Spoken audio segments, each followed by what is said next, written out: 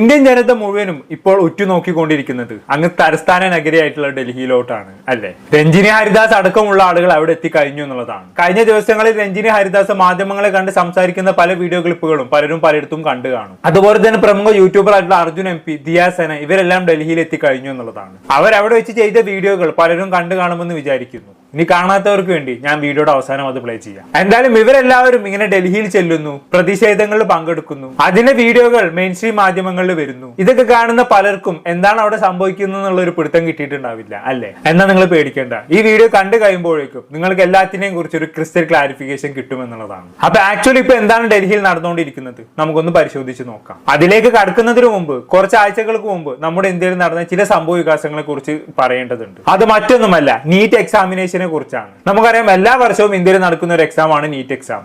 ഈ NEET exam എന്താണെന്നുള്ള ഇനി ഞാൻ ആയിട്ട് ആർക്കും പറഞ്ഞേണ്ട ആവശ്യമില്ലല്ലോ. പ്ലസ് ടു കഴിഞ്ഞ കുട്ടികൾക്ക് MBBS പ്രവേശനത്തിന് വേണ്ടി നടത്തുന്ന ഒരു എക്സാം ആണ് ഈ പറഞ്ഞ നീറ്റ് എക്സാം. ഓരോ വർഷവും 2 ലക്ഷത്തിലധികം കുട്ടികളാണ് ഈ എക്സാം അറ്റൻഡ് ചെയ്യുന്നത്. ഇന്ത്യയിലെ തന്നെ ഏറ്റവും വലിയ competitive exam. Plus two science പഠിച്ച ഒട്ടുമിക്ക കുട്ടികളും ഈ എക്സാം അറ്റൻഡ് ചെയ്യാറുണ്ട് അല്ലെ. എന്തായാലും എല്ലാ വർഷവും നടക്കുന്ന പോലെ തന്നെ ഇത്തവണയും നീറ്റ് എക്സാം നടന്നു. പക്ഷെ ചില കാരണങ്ങളാൽ ഗവൺമെന്റ് എന്ത് ചെയ്തു, ഇത്തവണ നടന്ന നീറ്റ് എക്സാം റീകണ്ടക്ട് ചെയ്തു. നിങ്ങൾ ഇവിടെ മനസ്സിലാക്കേണ്ടത് ലക്ഷക്കണക്കിന് കുട്ടികൾ എഴുതിയ ഒരു എക്സാം ആണ് ഇതേപോലെ റീകണ്ടക്ട് ചെയ്യുന്നത്. എന്തായാലും ഗവൺമെന്റ് ഈ എക്സാം റീകണ്ടക്ട് ചെയ്യാനുള്ള കാരണമായി പറഞ്ഞ എന്താണ്, ക്വസ്റ്റ്യൻ പേപ്പർ ലീക്കേജ് ആണ്. അതായത് ഈ എക്സാം നടക്കുന്നതിന് ഏതാനും ദിവസങ്ങൾക്ക് മുമ്പ് തന്നെ എക്സാമിന്റെ ക്വസ്റ്റ്യൻ പേപ്പർ ചോർന്നു. അത് ടെലഗ്രാമിലും വാട്സപ്പിലും ഒക്കെ ആയിട്ട് പലയിടത്തും പ്രചരിച്ചു. 2 ലക്ഷം 3 ലക്ഷം രൂപക്കൊക്കെയാണ് എക്സാം പേപ്പർ പലയിടത്തും വിൽപ്പന നടക്കുന്നത്. ഇത് ഗവൺമെന്റിന്റെ ശ്രദ്ധയിൽപ്പെട്ടതോടെയാണ് എക്സാം റീകണ്ടക്ട് ചെയ്യാമെന്നുള്ള തീരുമാനത്തിലേക്ക് ഗവൺമെന്റ് എത്തിച്ചേരുന്നത്. ആക്ച്വലി ഇത് ഗവൺമെന്റിന്റെ വലിയൊരു വീഴ്ച തന്നെയാണ്. ലക്ഷക്കണക്കിന് കുട്ടികൾ എഴുതുന്ന ഇന്ത്യയിലെ ഏറ്റവും വലിയ കോമ്പറ്റേറ്റീവ് എക്സാം. അങ്ങനെ ഒരു എക്സാം നടത്തുന്ന സമയത്ത് ഒരിക്കലും അതിന് ക്വസ്റ്റ്യൻ പേപ്പർ ചോരാൻ പാടില്ല. അങ്ങനെ ചോർന്നിട്ടുണ്ടെങ്കിൽ അതിന്റെ റെസ്പോൺസിബിലിറ്റി ഗവൺമെന്റിന് തന്നെയാണ്. എന്തായാലും ക്വസ്റ്റ്യൻ പേപ്പർ ചോർന്നു, ഗവൺമെന്റ് അത് കണ്ടെത്തി. അതിന് പിന്നാലെ എക്സാം റീകണ്ടക്ട് ചെയ്യാൻ ഗവൺമെന്റ് തീരുമാനിച്ചു. അതിന്റെ ഭാഗമായിട്ട് ചില പരിഷ്കാരങ്ങളൊക്കെ ഇവിടെ നടത്തിയിട്ടുണ്ടായിരുന്നു. പലരും അത് ശ്രദ്ധിച്ചു കാണും. എന്തായിരുന്നു അത്? 2 ആഴ്ചത്തേക്ക് ടെലഗ്രാം അങ്ങ് ബാൻ ചെയ്തു. എന്തിനാണ്? ക്വസ്റ്റ്യൻ പേപ്പർ ലീക്കേജ് തടയാൻ വേണ്ടിയിട്ട്. കഴിഞ്ഞ മാസം 2 ആഴ്ചത്തേക്ക് ആർക്കും ഇവിടെ ടെലഗ്രാം കിട്ടിയിട്ടില്ലായിരുന്നു. അതെല്ലാം ഇതിന്റെ ഭാഗമായിട്ടായിരുന്നു. എന്തായാലും അങ്ങനെയെല്ലാം ചെയ്തു. എക്സാം വീണ്ടും ഗവൺമെന്റ് റീകണ്ടക്ട് ചെയ്തു. പക്ഷെ അതിനിടയിൽ സംഭവിച്ചൊരു കാര്യം എന്താണെന്ന് വെച്ചാണെങ്കിൽ, ഒരുപാട് പ്രതീക്ഷയോട് കൂടി എക്സാം എഴുതി സീറ്റ് കിട്ടുമെന്ന് ഉറപ്പിച്ച പല കുട്ടികളും എന്ത് ചെയ്തെന്ന് അറിയോ, അങ്ങ് കയറി ജീവനൊടുക്കി. 20ഓളം കുട്ടികൾ അങ്ങനെ ജീവനൊടുക്കിയിട്ടുണ്ട് എന്നുള്ളതാണ് പറയപ്പെടുന്നത്. അല്ലെങ്കിലും ആ ജീവനൊടുക്കിയ കുട്ടികളുടെ മാനസികാവസ്ഥകളൊന്ന് ആലോചിച്ച് നോക്കി. കഷ്ടപ്പെട്ട് പഠിച്ചു, അവർ വിചാരിച്ച പോലെ തന്നെ അവർ എക്സാമിന് പെർഫോമും ചെയ്തു. ഏകദേശം അവർ സീറ്റ് ഉറപ്പിക്കുകയും ചെയ്തു. അങ്ങനെയുള്ള ഒരു സാഹചര്യത്തിൽ എക്സാം വീണ്ടും റീകണ്ടക്ട് ചെയ്യുന്നു എന്ന് പറയുമ്പോൾ ഉറപ്പായും അവർക്ക് അതിന്റെ സമ്മർദ്ദം താങ്ങാൻ പറ്റിയില്ല. അങ്ങനെയാണ് അവർ ജീവൻ ഒടുക്കാമെന്നുള്ള ചിന്തയിലെത്തുന്നത്. എന്തായാലും കുട്ടികൾ ഈ നീറ്റ് എക്സാം റീകണ്ടക്ട് ചെയ്തത് കാരണം ജീവൻ ഒടുക്കിയതോടെ ഗവൺമെന്റിനെതിരെയുള്ള വൻ രീതിയിലുള്ള സമരങ്ങൾ ഇവിടെ കണ്ടക്ട് ചെയ്യപ്പെട്ടു. ഗവൺമെന്റ് ഇതിന്റെ അക്കൗണ്ടബിലിറ്റി ഏറ്റെടുക്കണമെന്ന് പറഞ്ഞുകൊണ്ട് പലരും രംഗത്ത് വരാൻ തുടങ്ങി. പല സമരങ്ങളും സംഘടിപ്പിക്കാൻ തുടങ്ങി. മരണപ്പെട്ട പല കുട്ടികളുടെയും പാരന്റ്സ് രംഗത്ത് വരാൻ തുടങ്ങി. പക്ഷെ ഗവൺമെന്റ് ഒന്നും അത് മൈൻഡ് പോലും ചെയ്തില്ല എന്നുള്ളതാണ്. ഗവൺമെന്റ് ഇവിടെ പറയുന്നത് എന്താണ്, ക്വസ്റ്റ്യൻ പേപ്പർ ലീക്കായി, അത് ഞങ്ങളുടെ ശ്രദ്ധയിൽ പെട്ടു, ഞങ്ങൾ അത് റീകണ്ടക്ട് ചെയ്തു, അല്ലാണ്ട് ഞങ്ങൾക്ക് ഇപ്പോൾ ഇവിടെ എന്താ ചെയ്യാൻ പറ്റാ എന്നുള്ള രീതിയിൽ ഗവൺമെന്റ് കൈമലർത്തി. വലിയൊരു മിസ്റ്റേക്ക് അവിടെ സംഭവിച്ചിട്ടും അതിന്റെ അക്കൗണ്ടബിലിറ്റി ഏറ്റെടുക്കാൻ പോലും ഗവൺമെന്റ് തയ്യാറായില്ല എന്നുള്ളതാണ്. എന്തായാലും ഗവൺമെന്റ് ഇങ്ങനെ കൈമലർത്തിയതോടെ സമരങ്ങൾ കൂടുതൽ ശക്തമാവാൻ തുടങ്ങി. ഇന്ത്യയിലെ നാനാ ഭാഗത്തുള്ള പല സെലിബ്രിറ്റികളും സോഷ്യൽ മീഡിയയിലൂടെയും മറ്റും പോസ്റ്റുകളും മറ്റുമൊക്കെ ഇട്ട് ഈ പ്രതിഷേധ പ്രകടനങ്ങൾക്ക് പിന്തുണ പ്രഖ്യാപിക്കാൻ തുടങ്ങി. അപ്പോഴൊന്നും ഗവൺമെന്റ് ഇത് വലിയ രീതിയിൽ മൈൻഡ് ആക്കിയിട്ടില്ലായിരുന്നു. പിന്നെ ഇതിന്റെ ഇടയിൽ എടുത്തു പറയേണ്ട മറ്റൊരു കാര്യം എന്താണെന്ന് വെച്ചാണെങ്കിൽ, ആദ്യമായിട്ടല്ല ഇവിടെ സെൻട്രൽ ഗവൺമെന്റ് കണ്ടക്ട് ചെയ്യുന്ന ഒരു എക്സാമിന്റെ ക്വസ്റ്റ്യൻ പേപ്പർ ലീക്ക് ആവുന്നത്. ഇതിനു മുമ്പ് പല തവണകളും പല എക്സാമുകളിലും ഇതേപോലെ ക്വസ്റ്റ്യൻ പേപ്പർ ലീക്കേജ് സംഭവിച്ചിട്ടുണ്ട്. പക്ഷേ നീറ്റ് എക്സാമിലും കൂടി ഇത് ആവർത്തിച്ചതോടെയാണ് ഇന്ത്യ മുഴുവനും ശ്രദ്ധിക്കുന്ന തലത്തിലേക്ക് ഇത് മാറിയത്. എന്തായാലും ഇങ്ങനെയെല്ലാം സംഭവിച്ചതിന് പിന്നാലെ ഗവൺമെന്റിനെതിരെ ഒരുപാട് സമരങ്ങൾ സംഘടിപ്പിക്കപ്പെട്ടെങ്കിലും അതൊന്നും വലിയ രീതിയിൽ വിജയം കണ്ടില്ല എന്നുള്ളതാണ്. അങ്ങനെ ഇരിക്കുന്ന സമയത്താണ് സമരമുഖത്തേക്ക് ഒരു വ്യക്തി കടന്നു വരുന്നത്. അത് മറ്റാരുമല്ല, പ്രമുഖ എഞ്ചിനീയറും ആക്ടിവിസ്റ്റും ഒക്കെ ആയിട്ടുള്ള സോനം വാങ്ചുക് ആണ്. കഴിഞ്ഞ ജൂൺ 28-നാണ് പുള്ളിക്കാരൻ ഇതുമായി ബന്ധപ്പെട്ട് സമരവുമായി രംഗത്ത് വരുന്നത്. ഞാൻ അതിന് പോസ്റ്റർ സൈഡിൽ കൊടുക്കാം. ഡൽഹിയിലുള്ള ജന്തർ മന്ദിർ എന്ന് പറയുന്ന സ്ഥലത്താണ് പുള്ളിക്കാരൻ സമരവുമായി രംഗത്ത് വന്നത്, with the support of cockroach Janata party. എന്തായാലും പുള്ളിക്കാരന്റെ കടന്നു വരവോടുകൂടി സമരം വേറെ ലെവലിലേക്ക് നീങ്ങി. ഇന്ത്യ മുഴുവനും ജനശ്രദ്ധ ആകർഷിക്കുന്ന രീതിയിലേക്ക് സമരം മാറി എന്നുള്ളതാണ്. അങ്ങനെയൊക്കെ സംഭവിക്കണം എന്നുണ്ടെങ്കിൽ സോനം വാങ്ചുക് ഒരു ലെജൻഡ് ആയിരിക്കണം അല്ലെ. ഒരു പക്ഷെ നമ്മുടെ കേരളക്കാർക്ക് പുള്ളിക്കാരന്റെ പേര് അത്ര ഫെമിലിയർ ആയിരിക്കില്ല. പക്ഷെ അങ്ങ് നോർത്ത് ഇന്ത്യയിലും ലഡാക്കിലും ഒക്കെ മൂപ്പര് ഒരു സൂപ്പർ സ്റ്റാർ ആണ്. അതിനുള്ള കാരണം എന്ന് പറയുന്നത് പുള്ളിക്കാരൻ വിദ്യാഭ്യാസ മേഖലയ്ക്ക് നൽകിയ കോൺട്രിബ്യൂഷൻ തന്നെയാണ്. നിങ്ങൾ 3 Idiots സിനിമ കണ്ടിട്ടുണ്ടോ? അതിൽ അമീർ ഖാൻ ക്ലൈമാക്സിൽ അവസാനം ഒരു ക്യാരക്ടർ അവതരിപ്പിക്കുന്നുണ്ടല്ലോ. അത് ഏകദേശം സോനം വാങ്ചുകിൽ നിന്നും ഇൻസ്പയർ ആയി ഉണ്ടായ ഒരു ക്യാരക്ടർ ആണെന്നാണ് പറയപ്പെടുന്നത്. ഞാൻ ഇടയിൽ ജസ്റ്റ് പറഞ്ഞതേ ഉള്ളൂ കേട്ടോ. ഇനി എന്താണ് ഇങ്ങനെ വിദ്യാഭ്യാസ മേഖലയ്ക്ക് നൽകിയ കോൺട്രിബ്യൂഷൻ എന്ന് ചോദിച്ചു കഴിഞ്ഞാണെങ്കിൽ, ഇദ്ദേഹം ജനിച്ചതും വളർന്നതും ഒക്കെ ലഡാക്കിലുള്ള ചെറിയൊരു ഗ്രാമത്തിലാണ്. അവിടെ നിന്ന് കഷ്ടപ്പെട്ട് പഠിച്ച് ഇദ്ദേഹം NIT പ്രവേശനം നേടുന്നു. അവിടെ നിന്ന് നല്ലോണം കഷ്ടപ്പെട്ട് പഠിച്ച് ഇദ്ദേഹം എഞ്ചിനീയർ ആയി മാറുന്നു. എന്തായാലും എഞ്ചിനീയർ ആയി മാറിയതിനു ശേഷം ഇദ്ദേഹം ജോലി നോക്കി പോകാതെ ഇദ്ദേഹം ചിന്തിച്ചൊരു കാര്യം എന്താണ്, തന്റെ നാടിന് വേണ്ടി, നാടിന്റെ വിദ്യാഭ്യാസത്തിന് വേണ്ടി എന്തെങ്കിലുമൊക്കെ ചെയ്യണമെന്നായിരുന്നു ഇദ്ദേഹം ചിന്തിച്ചത്. കാരണം ഇദ്ദേഹം പഠിച്ചിറങ്ങുന്ന സമയത്ത് ഇദ്ദേഹത്തിന്റെ നാടായിട്ടുള്ള ലഡാക്കിലെ ജനങ്ങൾ വിദ്യാഭ്യാസത്തിലൊക്കെ വളരെ പിന്നോക്കമായിരുന്നു. അവരെങ്ങനെ മുന്നോട്ട് കൊണ്ടുവരാം എന്ന് അദ്ദേഹം ചിന്തിക്കാൻ തുടങ്ങി. അതിന്റെ ഭാഗമായി ഇദ്ദേഹം ഒരു ഇൻസ്റ്റിറ്റ്യൂട്ട് ഒക്കെ തുടങ്ങി. അവിടേക്ക് പഠനത്തിൽ പിന്നോക്കം നിൽക്കുന്ന പല കുട്ടികളെയും കൊണ്ടുവന്നു. അവർക്ക് കളിയിലൂടെയും തമാശയിലൂടെയും പോർഷൻസ് പഠിപ്പിച്ചു കൊടുത്തു, വിദ്യാഭ്യാസം നൽകി. ഈ ഒരു സംഭവം വൻ രീതിയിൽ സക്സസ് ആവുകയും ചെയ്തു. ഇങ്ങനെയാണ് ഇദ്ദേഹം അവിടുത്തെ ജനങ്ങൾക്കിടയിൽ സൂപ്പർ സ്റ്റാർ ആയി മാറുന്നത്. ഇത് മാത്രമല്ല, ഇദ്ദേഹം പല കണ്ടുപിടുത്തങ്ങളും നടത്തിയിട്ടുണ്ടായിരുന്നു. ഇദ്ദേഹത്തിന്റെ പ്രധാന കണ്ടുപിടുത്തം എന്ന് പറയുന്നത് ഇദ്ദേഹം സ്ഥാപിച്ച ഒരു വിർച്വൽ ഐസ്മലയാണ്. അതെന്താണെന്ന് വെച്ചാണെങ്കിൽ, ലഡാക്കിൽ ഒരു സമയത്ത് നല്ലോണം മഞ്ഞ് പെയ്യും. അതുപോലെ തന്നെ ഒരു സമയം കഴിഞ്ഞാണെങ്കിൽ അവിടെ ഭയങ്കര വരൾച്ചയുമായിരിക്കും. ഈ വരൾച്ച വരുന്ന സമയത്തൊന്നും അവിടെ ജലത്തിന്റെ ലഭ്യത വളരെ കുറവായിരിക്കും. അപ്പൊ അത് ഒഴിവാക്കാൻ വേണ്ടി ഇദ്ദേഹം എന്ത് ചെയ്തെന്ന് അറിയോ?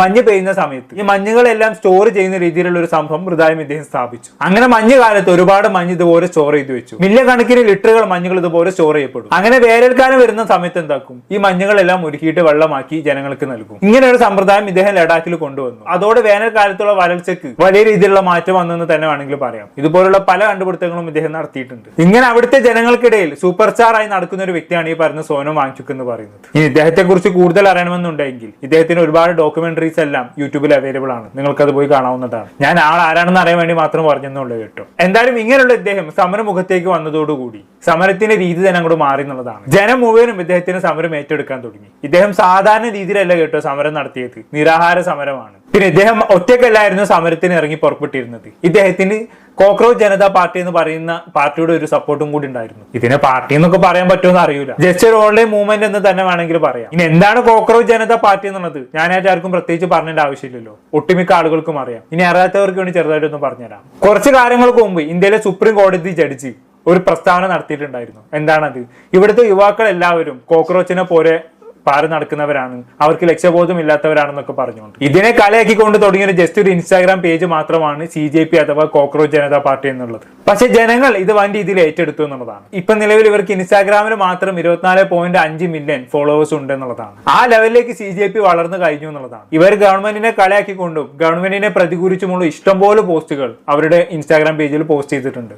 അതെല്ലാം വൻ രീതിയിൽ സക്സസ് ആവുകയും ചെയ്തിട്ടുണ്ട്. അപ്പൊ ചുരുക്കി പറഞ്ഞാണെങ്കിൽ ഓൺലൈനിൽ ഗവൺമെന്റിനെതിരെ പ്രവർത്തിക്കുന്ന ഒരു പ്രസ്ഥാനമാണ് ഈ പറയുന്ന CJP എന്ന് പറയുന്നത്. അഭിജിത് ദീപ്കെ എന്ന് പറയുന്ന ഒരു വ്യക്തിയാണ് ഇത് സ്ഥാപിച്ചത്. പുള്ളിക്കാരൻ എന്തോ കാനഡയിലൊക്കെ ജോലി ചെയ്യുന്ന ഒരു വ്യക്തിയാണ്. എന്തായാലും ഇങ്ങനെയുള്ള CJPന്റെ പിന്തുണയോട് കൂടിയാണ് സോനം വാങ്ചുക് ഈ പറഞ്ഞ ഡൽഹിയിലെ ജന്തർ മന്ദിറിൽ നിരാഹാര സമരം ആരംഭിച്ചത്. ഞാൻ നേരത്തെ പറഞ്ഞ പോലെ തന്നെ ഇത് വൻ രീതിയിൽ സക്സസ് ആവുകയും ചെയ്തു എന്നുള്ളതാണ്. എന്തിനു വേണ്ടിയായിരുന്നു നിരാഹാര സമരം എന്നുള്ളത് എല്ലാവർക്കും അറിയാലോ. ഈ നീറ്റ് എക്സാമിന്റെ ക്വസ്റ്റ്യൻ ലീക്കേജിന്റെ അക്കൗണ്ടബിലിറ്റി ഗവൺമെന്റ് ഏറ്റെടുക്കണം എന്നുള്ളതാണ്. എന്തായാലും ജൂൺ 28 ഈ നിരാഹാര സമരം തുടങ്ങി. ഇന്നിപ്പോ ഡേറ്റ് എത്രയായി? ജൂലൈ 22 അല്ലേ? ഏകദേശം ഇവരുടെ നിരാഹാര സമരം തുടങ്ങിയിട്ട് 3 ആഴ്ചകളും പിന്നിട്ട് കഴിഞ്ഞു അല്ലെ? ഇതിനിടയ്ക്ക് ഒരു തരി ഭക്ഷണം പോലും ഈ പറഞ്ഞ സോനം വാങ്ചുക് കഴിച്ചിട്ടില്ലായിരുന്നു. എന്തായാലും ഇങ്ങനെയൊക്കെ കാര്യങ്ങൾ പോയിക്കൊണ്ടിരിക്കുന്നതിന്റെ ഇടയ്ക്ക് സോനം വാങ്ചുകിന്റെ ആരോഗ്യസ്ഥിതി മോശമാവാൻ തുടങ്ങി, BP ലോ ആവാൻ തുടങ്ങി. ഇതോടെ പല ഡോക്ടർമാരും ഇദ്ദേഹത്തെ വന്ന് ചെക്ക് ചെയ്തു, എത്രയും പെട്ടെന്ന് നിരാഹാര സമരം അവസാനിപ്പിക്കണമെന്ന് ആവശ്യപ്പെട്ടു. പക്ഷെ ഇദ്ദേഹം ഇതിനൊന്നും കൂട്ടാക്കിയില്ല എന്നുള്ളതാണ്. ഇദ്ദേഹം വീണ്ടും നിരാഹാര സമരം തുടർന്നു. അതോടെ ഇനി ഇദ്ദേഹം 1-2 ആഴ്ച കൂടി ഇതേപോലെ മുന്നോട്ട് പോവുകയാണെങ്കിൽ മരിക്കുമെന്നുള്ള അവസ്ഥയിലേക്ക് കാര്യങ്ങൾ എത്തി.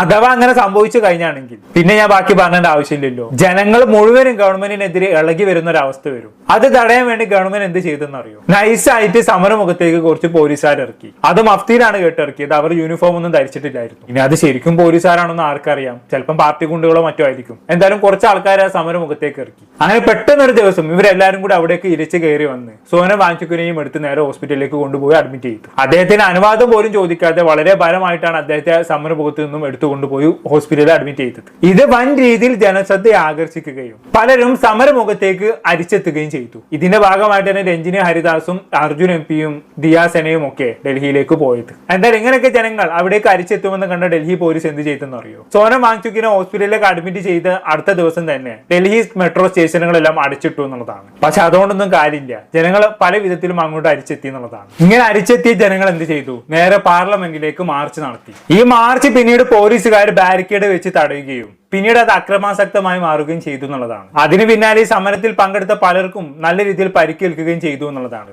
അതിന് വീഡിയോ ക്ലിപ്സും പലതും നിങ്ങൾ ഇൻസ്റ്റാഗ്രാമിലും മറ്റുമൊക്കെ കണ്ടു കാണും. പലരും തല പൊട്ടിയിരിക്കുന്നതും മറ്റുമൊക്കെയുള്ള വീഡിയോസും മറ്റും നിങ്ങൾ കണ്ടു കാണും. എന്തായാലും ഇതുമായി ബന്ധപ്പെട്ട് നമുക്ക് അർജുൻ MP എന്ന് പറഞ്ഞ യൂട്യൂബർ ചെയ്തൊരു വീഡിയോ ഒന്ന് കണ്ടു നോക്കാം. എങ്ങനെയോ വീട്ടിലെത്തി കേട്ടാ. ഇന്ന് ഞാൻ ഡൽഹി കണ്ട കാഴ്ചകൾ എൻ്റെ ചോദിക്കരുത്. ഞാൻ 9 മണി രാവിലെ അവിടെ എത്തി. എന്നിട്ടൊരു മെട്രോയിൽ നിന്ന് ടിക്കറ്റും എടുത്ത് ഞാൻ ജന്തർ മന്ദറിന്റെ മെട്രോ സ്റ്റോപ്പിൽ അടുത്ത് ഇറങ്ങാമെന്നും പറഞ്ഞ. പക്ഷെ അവരാണെങ്കിൽ ഒരു 4-5 മെട്രോ സ്റ്റേഷനൊക്കെ ബ്ലോക്ക് ചെയ്തിട്ടിരിക്കുന്നു. അപ്പൊ നമുക്ക് അടുത്തൊന്നും പോയി ഇറങ്ങാൻ പറ്റത്തില്ല. പിന്നെ ഞാൻ ഏതെങ്കിലും ദൂരെ മാറി ഒരു മെട്രോ സ്റ്റോപ്പിൽ ഇറങ്ങി. അവിടെ ഒടുക്കത്ത് ജനക്കൂട്ടം. അവരുടെ കൂടെ പിന്നെ ഞാനും നടന്നേച്ചു. എനിക്ക് വഴി അറിയത്തില്ല. അപ്പൊ അവർ പോകുന്ന വഴി ഞാനും പോയി. അവസാനം ഈ ജന്തർ മന്ദറിന്റെയൊക്കെ അടുത്തെത്താറായപ്പോ ഒരു ചേച്ചീനെ എടുത്തിട്ട് വന്ന് പറയുവാണ് അവരുടെ ഡ്രസ്സൊക്കെ ഇങ്ങനെ കീറി അവരെ ഇട്ട് തിണ്ണയിലിട്ട് വരച്ച് ഇഴച്ചെന്നൊക്കെ പറയുന്നു. उसमें जो है उसको करंट का शॉट दिया जा रहा है. इतना सा ले रखा है. वो आगे और जो है वो टेजर कर रहे हैं क्या वो लोग. അത് കഴിഞ്ഞിട്ട് വേറൊരു പയ്യൻ വന്നിട്ട് വീഡിയോ കാണിച്ചത് കേട്ടിട്ട് എനിക്ക് തന്നെ എന്തോണ കയ്പ്. തലയൊക്കെ പൊട്ടിച്ചടിച്ചിട്ട് ഇത്ര മെനക്കെട്ട് വന്നിരിക്കുന്നതുകൊണ്ട് ഞാൻ ഫുൾ എത്ര ദൂരം വരെ പോകാൻ പറ്റും അത്ര ദൂരം വരെ പോകുമെന്നും പറഞ്ഞ ആ ക്രൗഡിന്റെ കൂടെ തന്നെ നടന്നു തുടങ്ങിയതാ. കുറച്ചേറെ കഴിഞ്ഞപ്പോ ഒട്ടുക്കത്ത ആൾക്കാർ എന്ന് വെച്ചാൽ തിങ്ങിക്കൂടി നിൽക്കുക. ഞാൻ അവിടെ അവര് പുള്ളി ബ്ലോക്ക് ചെയ്ത് വെച്ചിരിക്കുക, ബാരിക്കേഡ് ചെയ്ത് വെച്ചിരിക്കുന്നുണ്ട്. അപ്പൊ നമ്മൾ ഒട്ടും അകത്തോട്ട് പോകാൻ പറ്റുന്നില്ല. അവരാണെങ്കിൽ നെറ്റ്വർക്കും കോൾസും ഒന്നും വർക്ക് ചെയ്യാതെ ഫുൾ ജാമർ ഇട്ട് വെച്ചിരിക്കുന്നത്. അതാകുമ്പോൾ വളരെ ഒരു കമ്മ്യൂണിക്കേഷനും ഇല്ല. ആൾക്കാർക്കൊന്നും അറിയത്തില്ല എന്താ നടക്കുന്നതൊന്നും. ഞാൻ പിന്നെ ദൈവമേ ഏകദേശം ഒരു 5-6 മണിക്കൂറുണ്ടായിരുന്നു ഞാൻ അവിടെ. വൈകുന്നേരം ആയപ്പോ അവര് ചന്നം പിന്നെ വിട്ട് പിള്ളേരായിട്ട് അടിയോടടി തലക്കിട്ടൊക്കെ വീശി അടിക്കും. അറിഞ്ഞോണ്ട് അമ്മർക്ക് എന്തൊക്കെ no man what these guys are thinking man. They really want to sort of do damage. വെറുതെ ആൾക്കാരെ നീട്ടി കളയാൻ അല്ലെ പേടിപ്പിച്ചു വിടാവുന്നതല്ല. They really want to do damage. Name plate ഒന്നും ഇല്ലായിരുന്നു അവരുടെ. അത് ഞാൻ രാവിലെ കണ്ടതാ. ഞാൻ പോകുന്ന വഴിയൊക്കെ അവരെ കണ്ട. നെയിം പ്ലേറ്റ് ഒന്നും ഇവർക്കില്ല. അപ്പോഴേ എനിക്ക് മനസ്സിലായി ഇതിപ്പോ എന്തെങ്കിലുമൊക്കെ നടക്കും. എനിക്ക് എന്തായാലും അടുത്ത പ്രാവശ്യം ഇനിയും പ്രൊട്ടസ്റ്റ് വന്നാൽ ഞാൻ പോകും.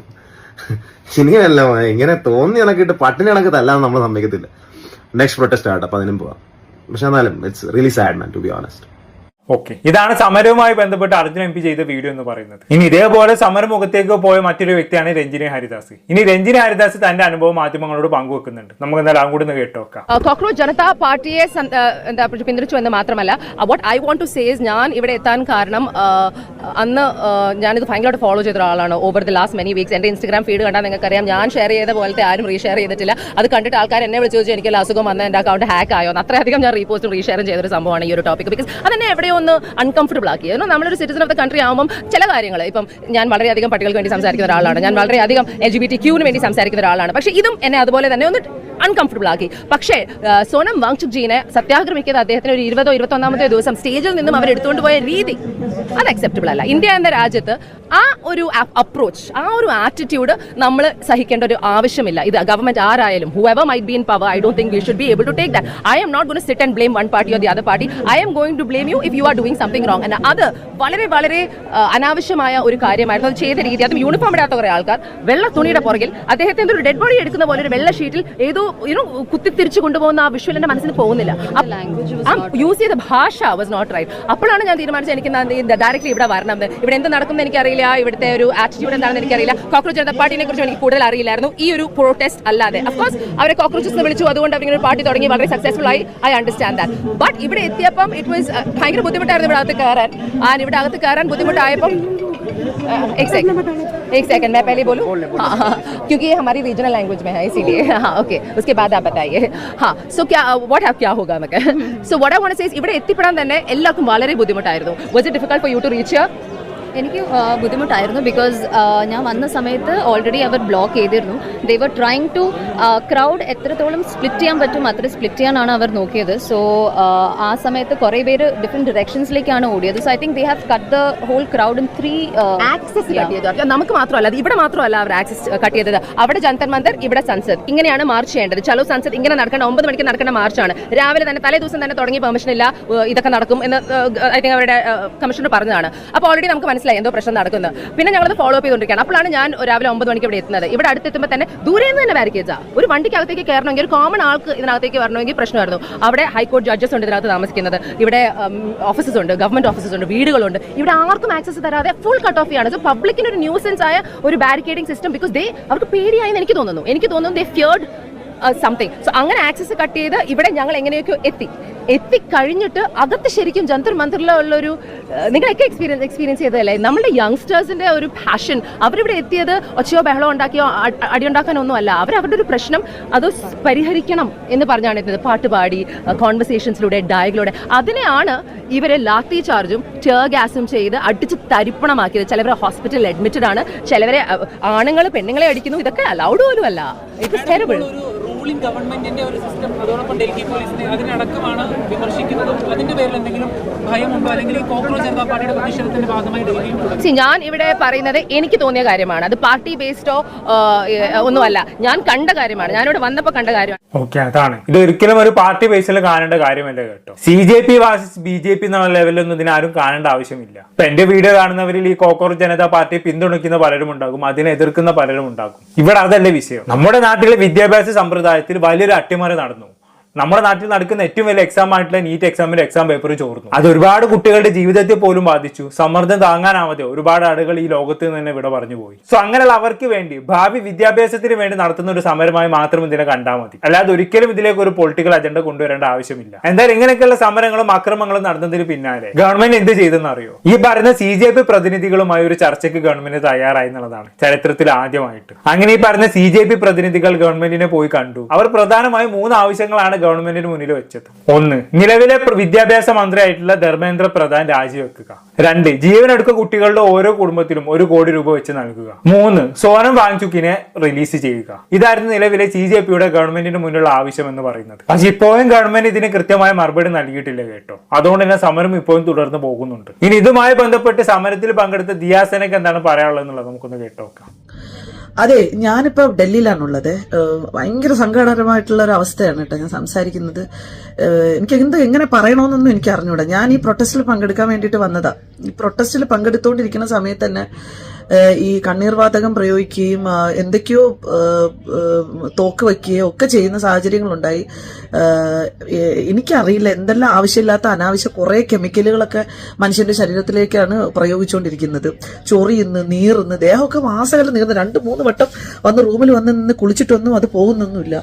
ഇവിടുത്തെ പോലീസ് ഭയങ്കര ഗുണ്ടകളായിട്ടാണ് പെരുമാറിക്കൊണ്ടിരിക്കുന്നത്. ഈ മനുഷ്യരെയൊക്കെ ഈ പോലീസ് എടുത്തിട്ട് അടിച്ച് ഉപദ്രവിച്ച് എനിക്ക് അറിഞ്ഞൂടെ. ഇവിടുത്തെ അവസ്ഥ ഭയങ്കര വല്ലാത്തൊരു അവസ്ഥയാണ്.